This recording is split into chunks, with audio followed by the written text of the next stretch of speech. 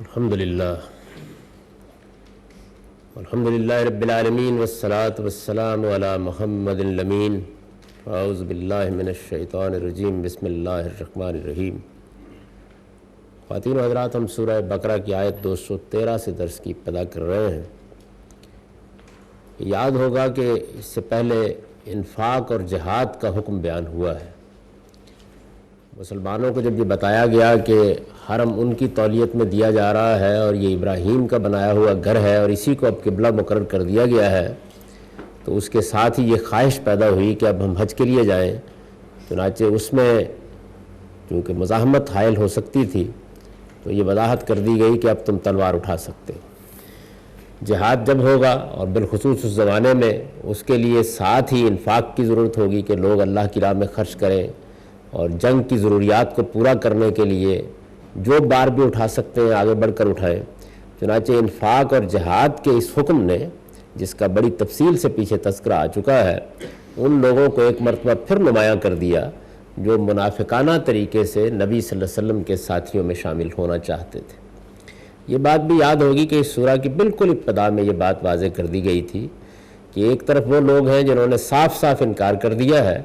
اور یہ فیصلہ سنا دیا ہے کہ اب حق جس قدر بھی واضح ہو جائے وہ اس کو ماننے کے لیے تیار نہیں ہے۔ اور پھر یہ بتایا گیا تھا کہ وہ من الناس من یقول، یعنی انہی لوگوں میں کچھ ایسے بھی ہیں کہ جو مصالحت کی تجویزیں لے کے آتے ہیں، جن کی خواہش ہے کہ معاملہ کچھ ایسا ہو جائے کہ جس میں ہماری بات بھی رہ جائے اور ہمیں اس کشمکش میں بھی اپنے آپ کو کسی بڑی مصیبت میں نہ ڈالنا پڑے۔ یہ لوگ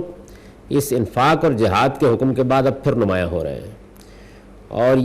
یہ چاہتے ہیں کہ کوئی ایسی صورت نکل آئے جس میں اس میدان میں نہ اترنا پڑے۔ چنانچہ یہ صاف معلوم ہوتا ہے اور آگے سے بالکل واضح ہو جائے گا کہ زیادہ تر یہ سوالات بھی انہی کی جانب سے ہوئے کہ وہ تو حرام مہینے ہوں گے،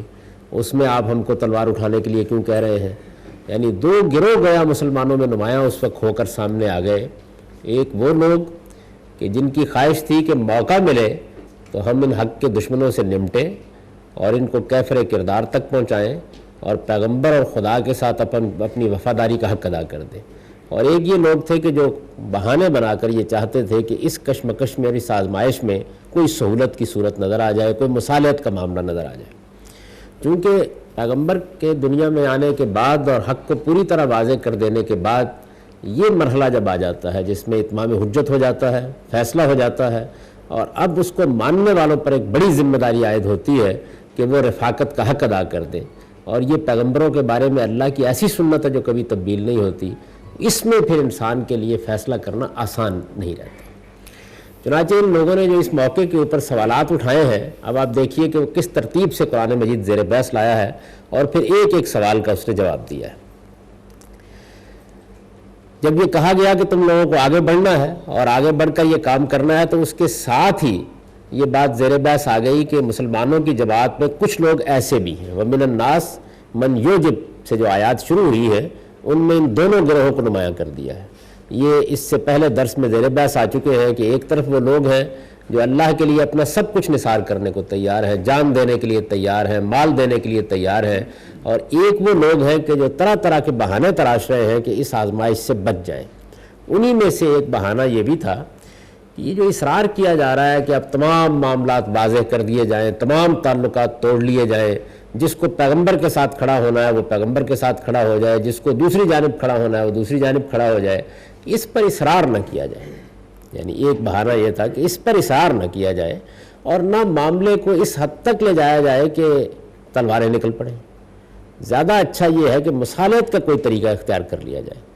جب یہ کہا جاتا ہے کہ حق واضح ہو گیا ہے اور تم کو حق اور باطل میں سے ایک چیز کا انتخاب کرنا ہے، تو اس کے جواب میں یہ کہتے تھے کہ حق و باطل کا معاملہ اگر اتنا ہی واضح ہوتا تو پھر یہ جو دین اللہ تعالیٰ کی طرف سے ایک ہی آیا تھا اس میں یہ اختلافات نہ ہوتے۔ چونکہ اختلافات ہیں تو اختلافات کے بعد اب یہ طے کرنا کہ فلاں طرف یقینی حق ہے، یہ ایک مشکل بات ہے۔ آپ یہ دیکھیں گے کہ یہ چیز ہے کہ جو عام طور پر ہمارے ہاں بھی کبھی کبھی اسی طریقے سے زیر بحث آ جاتی ہے۔ یعنی ایک آدمی کو آپ دین کی طرف توجہ دلاتے ہیں یا ریاست کی سطح پر کسی چیز کی پابندی کرنے کا مطالبہ کرتے ہیں تو اس طرح کے رویے سامنے آ جاتے ہیں جس میں لوگ یہ کہتے ہیں کہ جی بات واضح نہیں ہے، بات کی یہ نوعیت نہیں ہے۔ اب پیغمبر کی موجودگی میں بھی یہ چیز واقع ہوئی ہے، اور اس میں انہوں نے انبیاء علیہ السلام کی امتوں کے اختلاف کو مسئلہ بنا لیا ہے۔ یعنی جس طریقے سے اب فرقوں کے اختلافات، تعبیرات کے اختلافات، علماء کے اختلافات مسئلہ بن جاتے ہیں، تو انہوں نے پیغمبروں کی تعلیمات میں کہ جب یہ کہا جاتا ہے یہ سب خدا کی طرف سے آئے ہیں، سب خدا کی کتابیں ہیں، آپ بھی یہ مانتے ہیں کہ ابراہیم علیہ السلام بھی اللہ کی طرف سے آئے تھے، آپ بھی یہ مانتے ہیں کہ سیدنا موسیٰ علیہ السلام بھی اللہ ہی کے پیغمبر تھے، تو پھر ان اختلافات کے ہوتے ہوئے یہ کہنا کہ یہ ساری بات آپ ہی کے نزدیک حق ہے اور آپ ہی جو کچھ پیش کر رہے ہیں وہی ہے جس کو قبول کرنا چاہیے، اس پہ کوئی غور کر لینا چاہیے، یہ بات بعض اوقات بڑا اپیل کرتی ہے۔ چنانچہ یہ سوال انہوں نے اٹھایا، اس کا جواب دیا قرآن نے، فرمایا کان الناس امۃ واحدہ، یعنی اپنی منافقت کے لیے یہ اختلافات کو بہانہ بناتے ہیں۔ انہیں معلوم ہونا چاہیے کہ یہ داستان کہاں سے شروع ہوئی ہے، کیونکہ یہ بہانہ یہی پیش کر رہے تھے، اسی کو موضوع بنا کے گفتگو شروع کر دی۔ کان الناس امۃ واحدہ، فرمایا کہ انہیں معلوم ہونا چاہیے کہ دنیا کی ابتدا ایک ہی جگہ سے ہوئی تھی، لوگ ایک ہی امت تھے، حق و باطل میں کوئی اختلاف نہیں تھا، کسی درجے میں بھی کبھی انسان نے اپنے آپ کو کسی ایسے ارتقاء کے مرحلے سے نہیں گزارا کہ 10 قسم کے نظریات کے ساتھ اس نے زندگی شروع کی ہو۔ کان الناس امۃ واحدہ،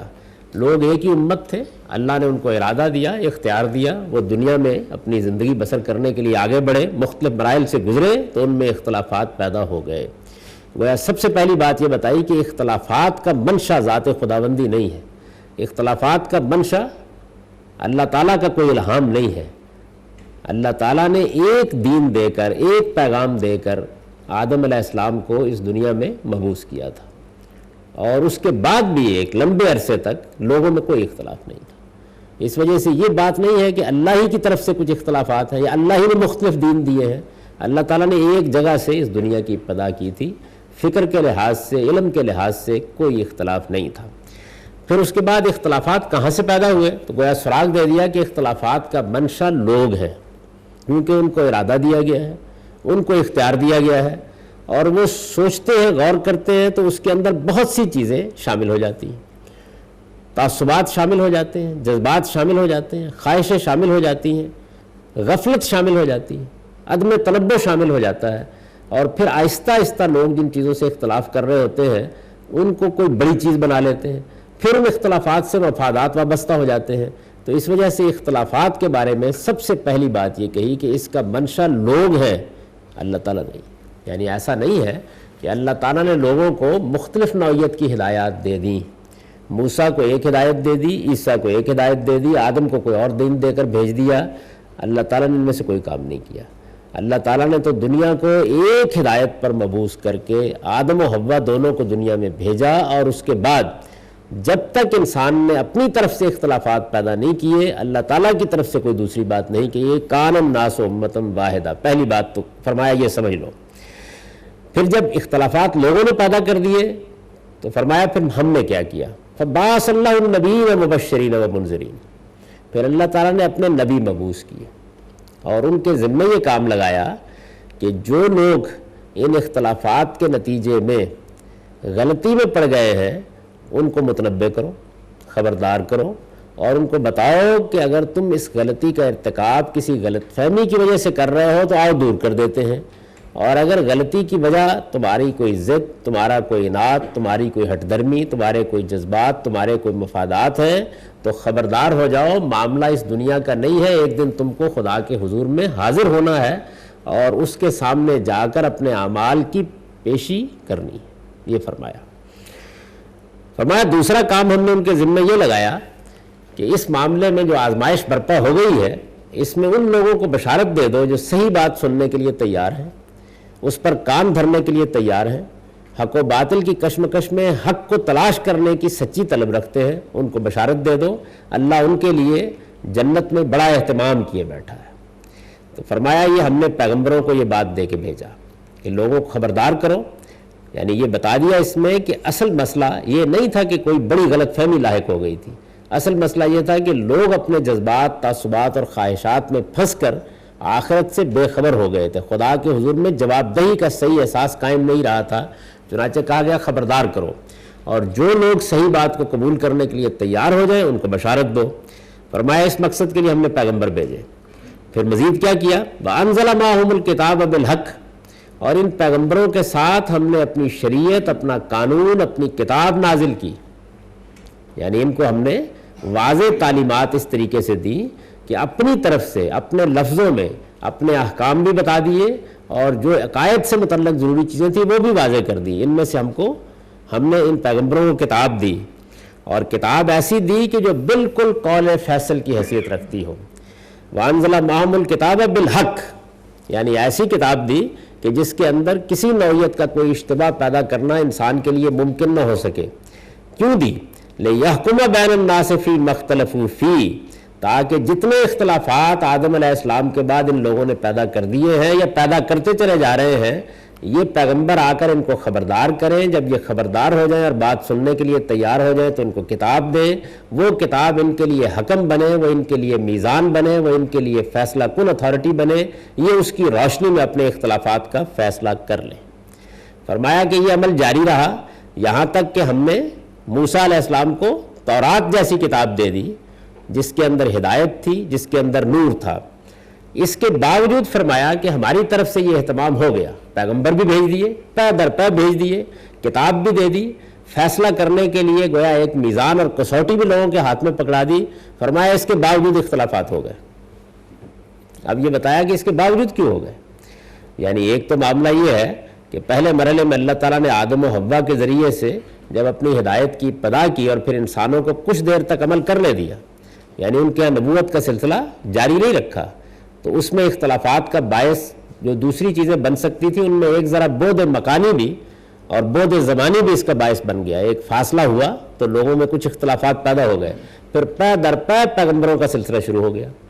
ہر پیغمبر نے آ کے ان کو خبردار کیا، ان کو بشارت دی اور کتابیں ان کے سامنے پیش کی جن کی طرف مراجعت کر کے لوگ حق و باطل کا فیصلہ کر سکتے تھے۔ اگر وہ صحیح بات کو جاننا چاہتے تو اس کے جاننے میں کوئی رکاوٹ باقی نہیں تھی۔ فرمایا اس کے باوجود اختلافات ہو گئے، اور اختلافات بالخصوص ان لوگوں میں ہو گئے۔ اب یہاں اشارہ کیا ہے خاص طور پر کیونکہ یہود زیر بحث ہے کہ جن کی طرف انبیاء علیہ السلام کا سلسلہ کل کی بات ہے، جو اپنے پیغمبروں کے وجود پر فخر کرتے ہیں، جن کے ہاتھ میں تورات پکڑی ہوئی ہے، ان میں بھی اختلافات ہو گئے۔ فرمایا کیسے ہوئے؟ مختلف الذین اوتوا من بعد ما جاءتهم البینات، کہ یہ اختلافات جو پھر ان لوگوں کے مابین ہوئے جن کو کتاب دی گئی تھی، جن کے پاس اللہ کی شریعت موجود تھی، جن کے پاس پیغمبروں کا ایک پورا سلسلہ موجود تھا، یہ اختلافات بھی ان کے پاس کب ہوئے؟ من بعد ما جاءتهم البینات، جبکہ نہایت واضح دلائل ان کے سامنے آ گئے، یعنی کوئی ابہام نہیں ہے، کوئی غلط فہمی نہیں ہے، سمجھنے میں کوئی دقت نہیں ہے، نہایت واضح دلائل بینات ان کے سامنے آ گئی۔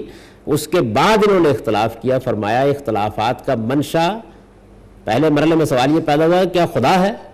کیا اللہ تعالیٰ نے انسانوں کو اس اختلاف میں ڈال دیا؟ جواب دیا کہ نہیں، اگر انسانوں کو اللہ تعالیٰ نے ڈالا ہوتا تو پہلے دن سے ہوتے۔ اللہ تعالیٰ نے بالکل ایک دین سے بات شروع کی۔ پھر دوسرا سوال ہوا کہ کتابیں نازل کر دی، پیغمبر بھیج دیے، اس کے بعد اختلافات پیدا ہوئے، اب اس کا منشا کیا ہے؟ فرمایا اب اس کا منشا یہ ہے کہ بغیم بینہم،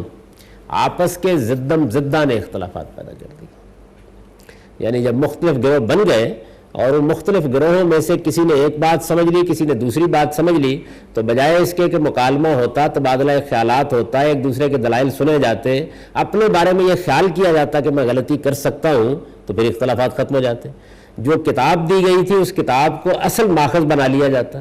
ایک دوسرے کی بات کو اس کتاب ہی کی روشنی میں سمجھنے کی کوشش کی جاتی تو پھر دور ہو جاتے۔ فرمایا پھر کیا ہوا؟ بغیم بینہم، لوگوں کے مختلف گروہوں نے آپس میں زدہ اختیار کر لیا، اور اس کا نتیجہ یہ نکلا کہ انہی یہود کے اندر سے جو ایک قوم ایک نسل سے متعلق تھے،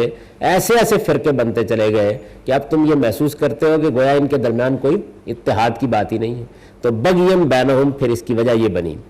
فرمایا پھر اللہ نے اہتمام کیا، فَهَدَى اللَّهُ الَّذِينَ آمَنُوا لِمَا اخْتَلَفُوا فِيهِ مِنَ الْحَقِّ بِإِذْنِهِ، پھر پروردگار نے یہ پیغمبر نازل کر دیے،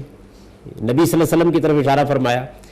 اور ان پر ایمان لانے والوں کو ایک مرتبہ پھر اللہ تعالیٰ نے ہدایت کی روشنی میں نکال کر کھڑا کیا۔ تمام اختلافات کا فیصلہ کرنے کے لیے اللہ تعالیٰ نے رہنمائی فرمائی، اور اپنی توفیق سے حق کے متعلق ہر معاملے کو ایک مرتبہ پھر واضح کر دیا۔ اور اللہ کے کیا کہنے ہیں، واللہ یہدی من یشاء الی صراط مستقیم۔ بندہ ایک مرتبہ سیدھی راہ اختیار کرنے کے لیے تیار ہو جائے، اللہ نے تو فیصلہ کر رکھا ہوا ہے کہ وہ بندوں کو پکڑ کر سیدھی راہ پر لے جائے گا، لیکن بہرحال فیصلہ ان کو کرنا ہے اور ارادہ بھی ان کو کرنا ہے۔ تو ارشاد فرمایا یہ ہے اس کی تاریخ۔ اب اگر اس کے بعد بھی تم اختلافات کو بہانہ بنا کر پیغمبر کی نافرمانی کر رہے ہو تو اس عذر کو تو اچھی طرح سمجھ لو کہ خدا کے کوئی حیثیت حاصل نہیں۔ یہ تبصرہ کیا اللہ تعالیٰ نے۔ اس میں ضمن جو باتیں مزید واضح ہو گئی ان میں سے ایک یہ بات واضح ہو گئی کہ انبیاء علیہ السلام کی بعثت کا مقصد کیا ہے، وہ کیا کام کرنے کے لیے آتے ہیں۔ یہ بات واضح ہوئی کہ ان کا اصلی کام بشارت اور انذار ہے، یعنی انبیاء علیہ السلام کے آنے کا یہ مقصد نہیں ہوتا کہ وہ لوگوں کو اٹھا کر بالکل حق پر لے جائیں، وہ لوگوں کو بالجبر کسی راستے پر گامزن کر دیں، لوگ نہ چلنا چاہیں پھر بھی اس کے اوپر ان کو چلا دیں، یا کوئی حکومت اور کوئی نظام قائم کر کے ڈنڈے کے زور کے اوپر لوگوں کو نیک اور صالح بنا دیں۔ وہ اس لیے نہیں آتے،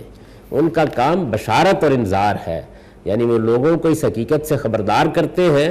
کہ اگر تم غلط رویے پر قائم رہو گے تو اس کے برے نتائج نکلیں گے، اور یہ بات بتاتے ہیں کہ صحیح رویہ اختیار کرو گے کہ اللہ کی بڑی نعمتیں تمہارے لیے منتظر ہیں۔ یہ بات بتاتے ہیں، ان کا اصلی کام یہ ہے۔ ایک اس بات کو واضح کیا، دوسرے اس بات کو واضح کیا کہ انبیاء علیہ السلام کو جو کتاب دی جاتی ہے اس کا مقصد کیا ہوتا ہے۔ وہ اس لیے دی جاتی ہے کہ لوگوں کے ہاتھ میں ایک چیز موجود ہو، جب اختلاف ہو اس کی طرف رجوع کر لیں۔ لہٰذا کتاب کا منصب ہی یہ ہے کہ وہ فیصلہ کن اتھارٹی کی حیثیت سے لوگوں کو دی جائے، اسی کو فرقان بنایا جائے، اسی کو میزان بنایا جائے۔ یہی وہ چیز ہے جس کو قرآن مجید پھر ان اصطلاحات سے تعبیر کرتا ہے۔ جو بات یہاں کہی گئی ہے وہی دوسرے مقامات پر ان اصطلاحات میں بیان ہوئی ہے۔ قرآن مجید کے بارے میں بھی اللہ تعالیٰ نے بتایا ہے کہ اب چونکہ یہی اللہ کی کتاب محفوظ صورت میں تمہارے پاس ہے، لہذا یہ پہلی بات بتائی مہیمن ہے،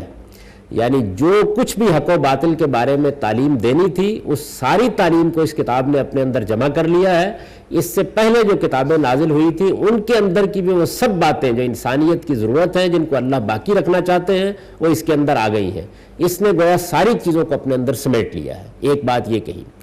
پھر اس کے بعد یہ فرمایا کہ یہ میزان ہے۔ اللہ الذی انزل الکتاب والمیزان،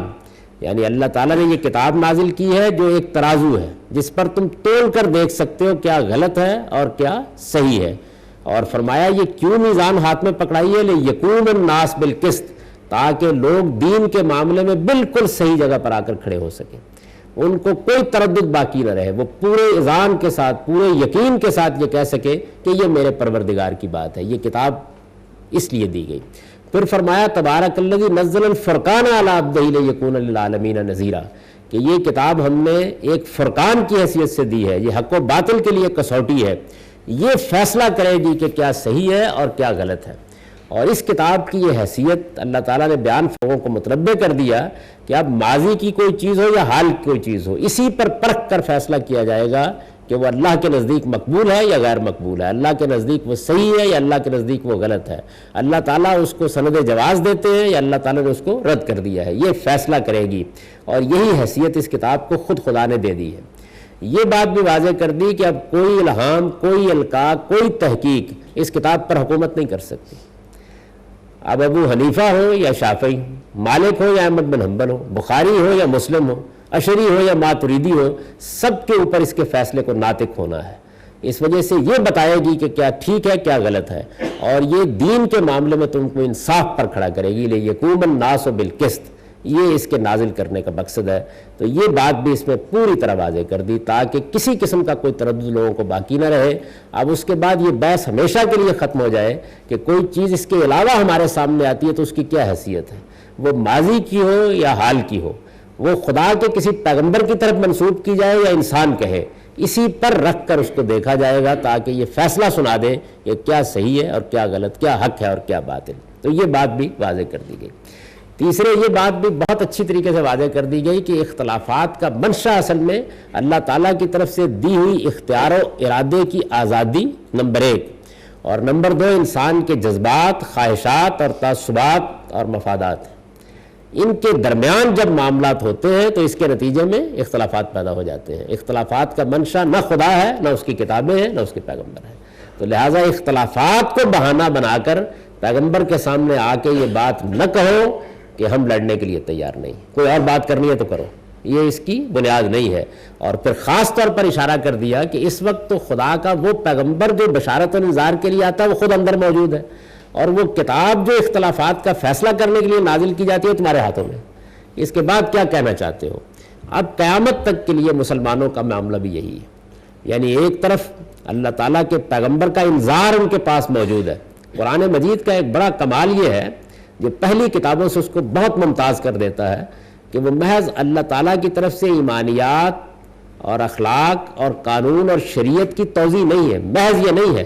بلکہ اس کے اندر پیغمبر بھی کھڑا کر دیا گیا ہے، یعنی وہ انذار کی کتاب بھی ہے۔ اسی وجہ سے قرآن مجید نے یہ کہا کہ ہم نے یہ فرقان یا یہ قرآن اس لیے آپ کو دیا ہے لِیَکُونَ لِلْعَالَمِینَ نَذِیرًا، تاکہ صرف اہل عرب کے لیے نہیں بلکہ قیامت تک کے لیے یہ کتاب نذیر بن کر کھڑی رہے۔ اب لوگوں کو پیغمبر جو کام کرنے کے لیے آتے تھے یہی کتاب کے ذریعے سے کیا جائے۔ اسی کو ایک اور مقام پر اس طرح بیان کیا کہ ان لوگوں کو یہ بتا دو کہ اوحی الی ھذا القرآن لانذرکم بہ ومن بلغ، مجھ پر یہ قرآن اس لیے وحی کیا گیا ہے کہ میں اس کے ذریعے سے تمہیں خبردار کروں، اور اس کے بعد جن جن تک قیامت تک یہ پہنچتا رہے یہ ان کو بھی خبردار کرتا رہے۔ تو انذار کی، بشارت کی، یعنی جو پیغمبر کام کرتے تھے اس کی قائم مقامی میں اب کیا چیز کھڑی ہے؟ عالم اس کی قائم مقامی میں نہیں کھڑا، اس کی قائم مقامی میں قرآن کھڑا ہے۔ قرآن مجید ہی کو اللہ تعالیٰ نے یہ حیثیت دی ہے۔ ایک عالم کا کام، ایک محقق کا کام یہ ہے کہ وہ قرآن کی تشریح کر دے، بتا دے، وضاحت کر دے، اس کی طرف متوجہ کر دے، لیکن وہ کام جو پیغمبر کرتے ہیں انذار کا، بشارت کا، وہ اس کو کرنا ہے۔ جب سے اس امت کے اندر سے قرآن سے یہ کام لینا بند کر دیا گیا اور اس کی جگہ واعظ آ گئے، قصہ گو آ گئے، داستان سنانے والے آ گئے، اس سے ساری ترتیب بالکل پلٹ کر رہ گئی، ہر چیز ختم ہو گئی۔ تو قرآن مجید کی اس حیثیت کو بھی بہت اچھی طرح سمجھ لینا چاہیے۔ پھر اس کے بعد ظاہر ہے کہ اس کے اندر اللہ تعالیٰ نے ایمانیات، اخلاق، عقائد، ہر چیز کی وضاحت کر دی ہے، اور یہ بتا دیا ہے کہ یہ ہے وہ اصل میں حکم، یہ ہے وہ قاضی جس کو ہر چیز کے بارے میں فیصلہ کرنا ہے۔ یہ حقائق ہیں جو اس ایک آیت کے اندر اللہ تعالیٰ نے بیان کر دیے ہیں، اور یہ ذہن میں رکھیے کہ جو حقائق بیان کیے گئے ہیں ان کے بیان کرنے کی وجہ کیا بنی ہے، یعنی نظم کیا ہے، کس پہلو سے یہ سوال پیدا ہوا ہے۔ کچھ لوگوں نے یہ بات اٹھا دی ہے کہ ہمارے ہاں جو اختلافات موجود ہیں، کہ ابھی دیکھیے آپ نے نبوت کا دعویٰ کیا ہے، آپ کتاب پڑھ رہے ہیں، آپ کے ساتھ ہی یہ یہود موجود ہے، وہ بھی اللہ کی کتاب پڑھ رہے ہیں، یہ مسیح موجود ہے، وہ بھی ایک پیغمبر کی دعوت پیش کر رہے ہیں۔ تو آپ اس میں یہ تو کہہ سکتے ہیں کہ ٹھیک ہے لوگ انتخاب کر لیں، لیکن اس کو مرنے مارنے کا مسئلہ نہ بنائیے۔ یہ اصل میں وہ بات ہے جس کے جواب میں اللہ تعالیٰ نے فرمایا کہ نہیں، یہ بات نہیں ہے، حق واضح ہے، میں نے اس کو اس طرح واضح کیا ہے، اس شان کے ساتھ واضح کیا ہے، اس کے واضح کرنے کے لیے یہ اہتمام کیا ہے۔ اختلافات کا منشا تمہارا ارادہ، تمہارا اختیار، تمہارے جذبات، تمہارے تعصبات ہیں، ان کی کشمکش سے تم نے یہ سب چیزیں پیدا کر لی ہیں۔ ان سے اپنے آپ کو نجات بخشنے کے بعد جب تم کتاب کو مطالعہ کرو گے تو حق تمہارے لیے بالکل واضح ہو جائے گا، اس میں ادنیٰ درجے کا بھی کوئی شبہ باقی نہیں رہے گا۔ پھر یہ بات بھی اس میں پورے طریقے سے واضح کر دی گئی کہ پروردگار کی طرف سے سوال کیونکہ یہ تھا کہ کیا خدائی نے یہ اسباب پیدا کر دیے ہیں کہ وہ لوگوں کو غلط راستوں پر ڈال دے اور اختلافات پیدا کر دے، تو بتا دیا گیا کہ یہ اللہ کا قانون ہی نہیں، وہ تو ہدایت کے مقام پر کھڑا ہے۔ اس نے وعدہ یہ کیا تھا کہ میری طرف سے ہدایت آئے گی، وہ آج بھی ہدایت دیتا ہے، واللہ یہدی من یشاء الی صراط مستقیم، لیکن دیتا کن کو ہے؟ جو ہدایت حاصل کرنا چاہیں۔ ارادہ تمہاری طرف سے، بعد میں اللہ کی توفیق شامل ہو جاتی ہے۔ یہ قانون اللہ تعالیٰ نے تمام معاملات میں روبہ عمل رکھا ہے، یعنی ہم خواہ پہلی ہدایت پانا چاہیں، ہدایت کے بعد مزید ہدایت کے طلبگار ہوں،